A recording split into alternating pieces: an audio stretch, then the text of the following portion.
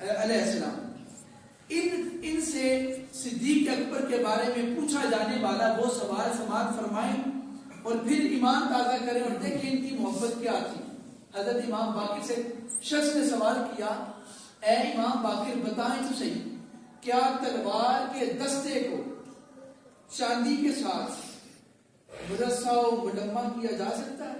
کیا اس پر چاندی کا کام کیا جا سکتا ہے دستے پر؟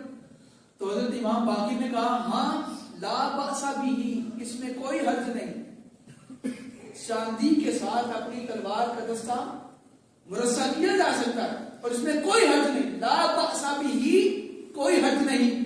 قد حلا ابو بکر صدیق رضی اللہ تعالی عنہ سیفہ، کہ حضرت ابو بکر صدیق کی تلوار کا دستہ چاندی کا تھا۔ سبحان اللہ، میری بات سمجھ آ رہی ہے کہ باقر نے کیا جواب دیا؟ امام باقر کہتے ہیں ہاں کیا جا سکتا ہے، کیونکہ ابو بکر صدیق کی تلوار کا دستہ چاندی کا تھا۔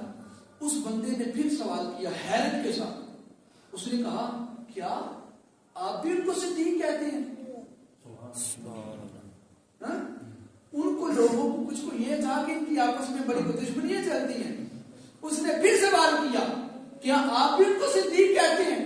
تو حضرت خاندان رسالت کے اس چشم و چراغ شہزادے کی غیرت مند شہزادے کی آنکھ میں حضرت مولا علی کا خون جرار بن کے دوڑا اور آپ نے فرمایا نعم ہوا صدیق، ہاں وہ صدیق اکبر ہے، ہاں وہ صدیق اکبر ہے، ہاں وہ صدیق اکبر ہے۔ اور پھر فرمایا فمن لم یکن الصدیق فلا صدق اللہ قولہ فی الدنیا والآخرہ، جو دنیا میں حضرت صدیق اکبر کی صداقت پر یقین نہیں رکھتا، میرا خدا سے کلمے کا پر یقین نہیں رکھتا، اس کے ایمان کی بھی تسلیم نہیں کرتا۔ اور یہ بات کرنے کے بعد میں آپ کو لیے چلتا ہوں حضرت امام زین العابدین علیہ السلام کے دربار۔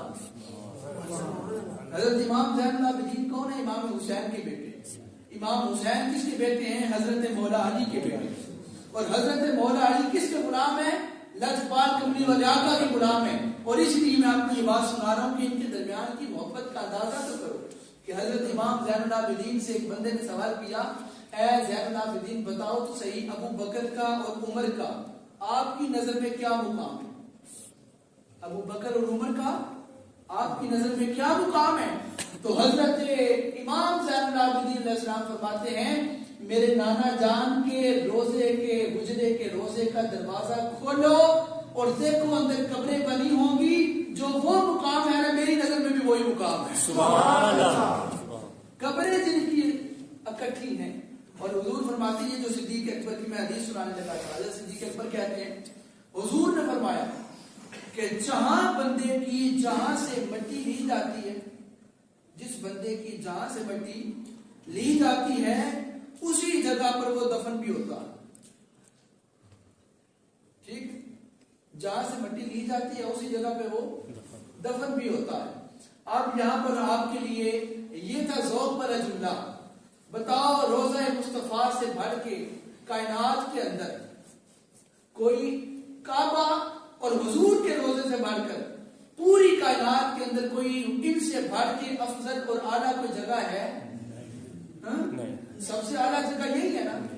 ایک قبر وہ ہے جس کے اندر سرکار دو عالم صلی اللہ علیہ وسلم تشریف فرما ہے، اس سے بڑھ کے کوئی جگہ ہے پوری کائنات میں؟ آپ کہیں گے نہیں، کیوں؟ اس پہ کملی والے آقا ادھر سے حضور کی مٹی لی گئی تھی، پیدا مکے میں ہوئے اور وفات مدینے پاک میں، اور وفات مدینے میں ہوئی، روزے کے اندر حضور کا دفن کیا گیا۔ اب مجھے پتا چل گیا اللہ نے حضرت جبریل امین سے کہا ہوگا جبریل جا مدینے میں اور جا کے وہاں حضرت عائشہ کے حجرے کے اندر سے مٹی کو لے کے آ، ذرا تھوڑی نہ لانا، ذرا تھوڑی زیادہ لے آنا، میں نے اس مٹی کے ساتھ مصطفیٰ کو بھی تخلیق کرنا ہے، ابو بکر کو بھی تخلیق کرنا ہے، عمر فاروق کو بھی تخلیق کرنا ہے۔ تین قبریں، تینوں کی قبروں۔ اور یہ بھی اس بات پر دلیل ہے کہ حضور نے فرمایا کہ جب میں قیامت والے دن اٹھوں گا تو میرے ساتھ میرے یہ دونوں یار ابو بکر صدیق اور عمر فاروق اس طرح اٹھیں گے کہ ہمارے دونوں ہاتھوں کے اندر ایک دوسرے کے ہاتھ ہوں۔ سبحان اللہ، سبحان اللہ۔ جب ہم قبر سے اٹھیں تو وہی بات مزے کی ہے کہ نہیں کہ دنیا میں تھے تو اکٹھے، دنیا سے گئے تو بھی اکٹھے۔